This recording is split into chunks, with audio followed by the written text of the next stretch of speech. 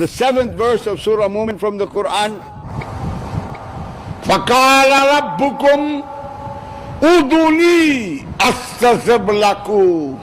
Then he says to come.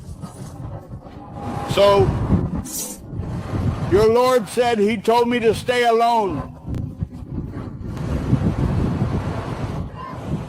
Slowly the money became very great. He can call me at one door. Please note that I am wondering if I should respond to you right away, as soon as possible, if you think it is necessary.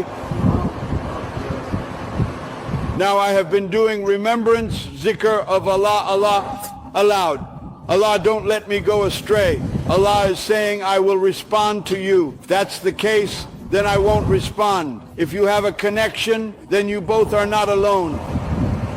Allah is saying, I will respond. He will too. Then I won't respond. If you have a connection, then you both are not alone. I don't understand. I didn't say that he calls you alone. I will respond right away. Then I won't answer. Kana is with you, then you two will be no more. I don't understand. He didn't say, you kurduni, all alone.